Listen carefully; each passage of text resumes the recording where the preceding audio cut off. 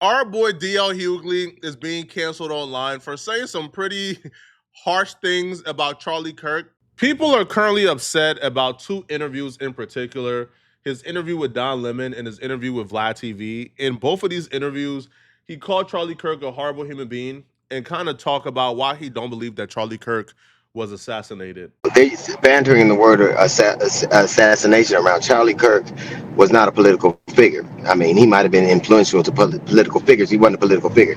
He wasn't assassinated. He was shot. Black people's feelings fall on a spectrum when it comes to Charlie Kirk, right? It's not a monolith, like it's a spectrum.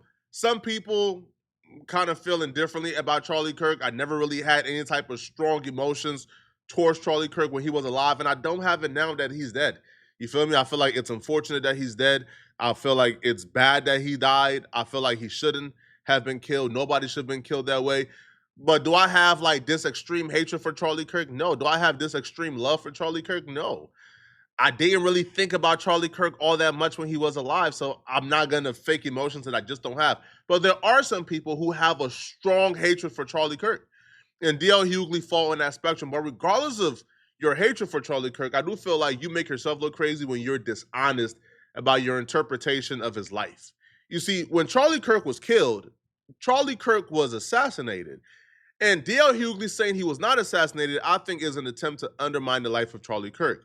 Because his reason for it, well, Charlie Kirk was not a political figure, so hence he wasn't killed. I'm not making no comparison to Charlie Kirk and MLK, there is none, nor to Malcolm X, there is none. But by your definition, Martin Luther King was not a political figure. Was he not assassinated? He was assassinated because they killed him for his ideology, just like they killed Charlie Kirk for his ideology. So, again, I'm not saying by no means that Charlie Kirk is MLK. Don't misinterpret me and don't clip this. But Charlie Kirk was assassinated because he was killed for his political ideology. The literal meaning of assassination is the act of killing someone, especially a prominent person, through treacherous or planned violence, often for political or ideological reasons. The term implies a premeditated murder, a surprise attack, or a treacherous act rather than a spontaneous one. I think even if you don't like Charlie Kirk or you feel like he was a terrible human being, as DL Hughley would express shortly, this fits Charlie Kirk. He was assassinated. Thinking Charlie Kirk was assassinated doesn't mean you're putting Charlie Kirk on the same pedestal or platform as MLK or others. Some people do, and they're in their own rights to do so. Some people don't. They're in their own rights to do so. But we can all agree that this man was indeed assassinated because it was done because of his opinions about trans people. He was shot, and that's unfortunate. Unfortunately, that happens to far too many people. But those other two congressmen, they were political figures, and they were shot because of their political beliefs. And it's always like we can only have empathy for people if we relate to them, if we spark to them, if we have a tribal connection to them. It is a shame, and the thing that makes me the angriest about this is I always swore that I would never cede my humanity to anybody or any other situation, but that's getting more and more difficult to do because I certainly don't believe a young man 31 years old should have lost his life. But Charlie Kirk was a horrible human being. He said horribly incendiary things. As a matter of fact, he died. The very last words he spoke were basically putting the onus of gun violence on gangs, which is a synonym for synonymous with black people. He blamed the very way he died was lying about black people with his last breath. And I just think uh, the best thing I can say is that I hope he believed what he was saying. I hope he believed that lives being lost were worth it so the Second Amendment can persevere. I hope he believed that there should be a lack of empathy. He was parsing between sympathy. Sympathy means we have a similarity. We can empathy means I have nothing to do with you, but I can still feel your pain as a human being. And I hope he believed all the rhetoric he espoused, because if not, that was certainly an empty, vacant way to live, and certainly a horrible way to die. One thing that I pride myself on is I always say this, and y'all hear me say this a lot. I don't care if I hate you, I'm not gonna lie on you. Right? If I'm talking about you, if I despise you, I'm gonna talk about what I don't like, but I'm not gonna lie on you. When Charlie Kirk was dying, his last words was, I believe, with gun violence, no, with gang violence or no gang violence. He wasn't blaming mass shootings or gun violence on gangs. No. Somebody asked the question, how many mass shootings have there been in the United States? He responded back with gang violence or not gang violence. And why that's important is because if you're counting a mass shooting as, I don't know, somebody like at the bar and they start shooting up like somebody who they're arguing with and them shots hit other people, that's considered a mass shooting. But there's a clear difference between that and a psycho kid who goes to a school and shoot it up. There's a difference between somebody riding through their ops block and shooting up the ops and then missing and hitting a house or so and hitting a couple people, then this deranged kid coming to like a concert and shooting up the concert. That's what he was asking. So no, he wasn't blaming. Now again, Charlie Kirk has blamed a lot of things on gang violence, but let's not be dishonest about what the last conversation was about from my perspective. Now, D.L. Hughley was also on VladTV, and he kind of discussed the things that Charlie Kirk said that he didn't like. And the first thing, even Vlad was like, I kind of agree with Charlie Kirk on this one. Speaking of domestic terrorists, the Charlie Kirk assassination. I don't think it was assassination. I think he got shot. What's the difference? The difference is he's not a political figure. Yes. No, he's not. He's a political influencer. He's not a... Okay, yeah, no, he's not. Political influencer. No. He's not an elected official. He got shot. Okay. He got shot. And it's unfortunate. I think, and I think that we live in a world, it's unfortunate that we live in a world and have lived in a country that words can get you killed, but it is a reality. And some of the things that Charlie Kirk said, as far as that he thought that there needs to be death for the preservation of the Second Amendment. He said that execution should be public. Okay, well, hold on. Death. Okay, the Second Amendment is what again? The right to bear arms. Okay, so what is he saying exactly? He said that then occasionally people need to die, that they're going to be unfortunate, they're going to be gun deaths or deaths. But he thought that people dying by guns, basically, was worth it to keep the sanctity of the Second Amendment alive. Listen, man, I disagree with probably 95% of things that Charlie Kirk has said. But this is one of those things where I got to ask, like, what's wrong with that, right? Like, that's a point I believe that, like, a 5-year-old would understand, right? Is, we have certain things. We have certain rights. Like, for example, right, you have the privilege of being able to drive a car. There are car deaths every year, right? When you allow people to drive cars, there's going to be some bad apples like DUIs and other things that result in car deaths. Are those cars deaths a necessary evil for your right to drive a car? Probably, right? Just like gun deaths, where we should actively be trying to reform gun laws to find a way to where we can minimize like the casualties each and every year.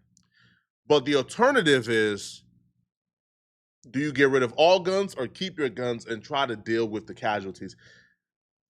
I don't feel like any black person will look you in your eyes and tell you, yeah, I want to ban guns. Are you crazy? Ban guns? Fam, criminals don't follow the law. Maybe like my stance on this is a tad bit conservative, but I've always believed criminals don't follow the law. They break the laws regardless. The laws are created for people who follow the law in the first place.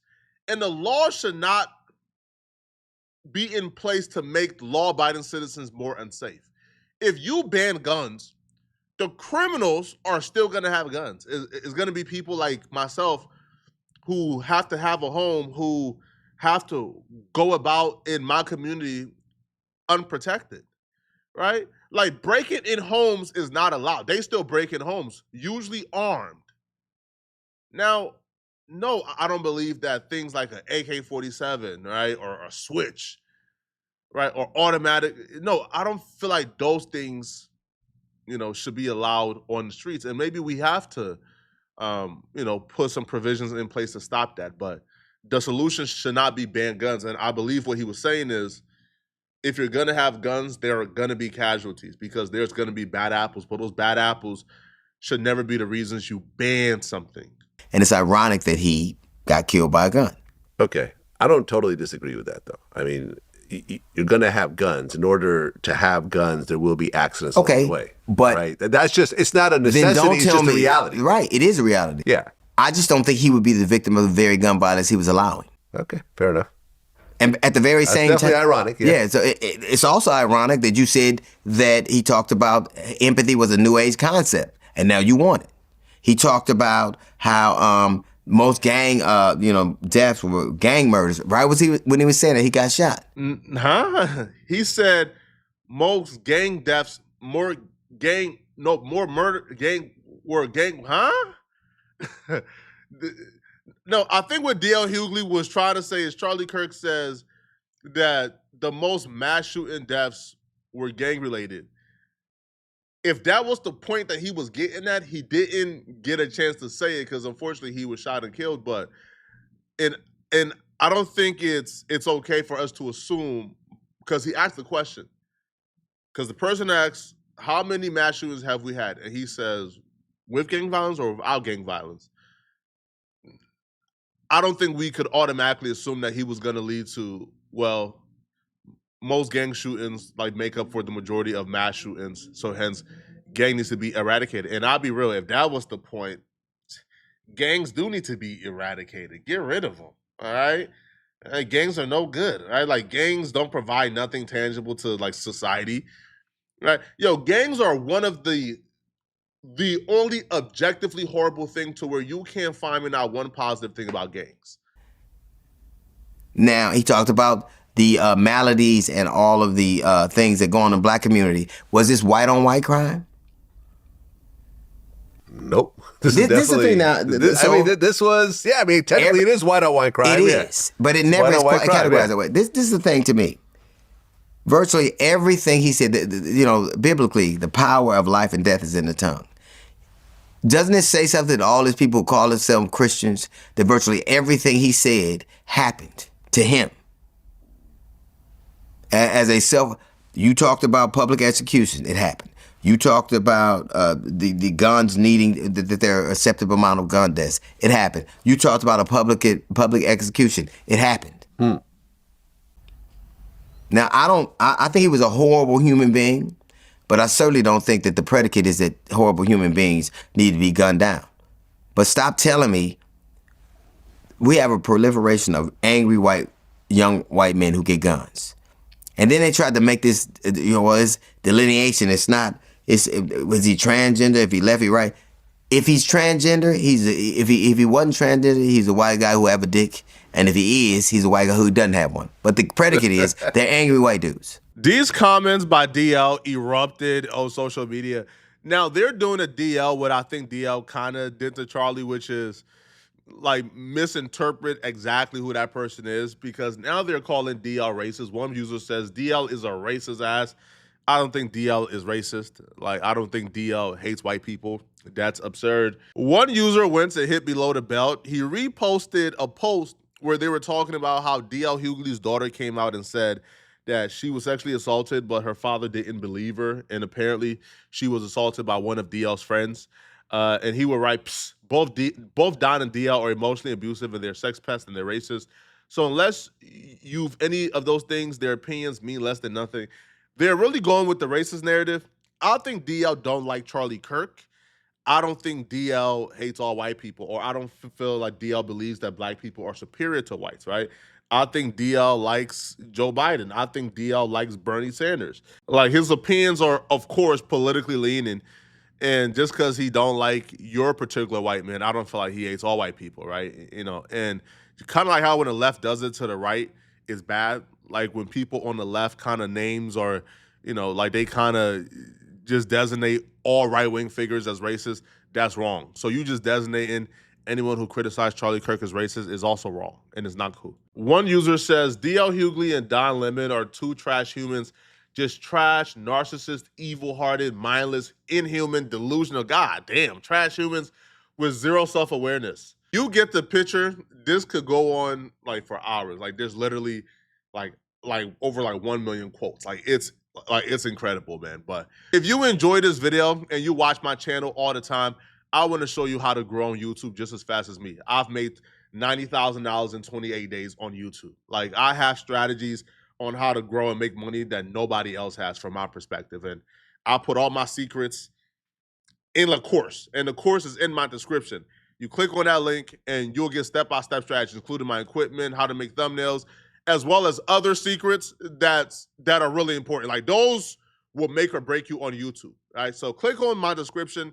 I also have consultation if you want me to cater you a personal plan, or sign up to win a one-on-one consultation in my description. Okay. If you're still watching, click on this video right here to find out why Pooh Shiesty lawyer is threatening WAC 100, because WAC 100 just exposed Pooh Shiesty as a rat. Click on this video right here to find out all about that drama. I'm gonna see you guys in this video. I'm out of here, folks. Peace.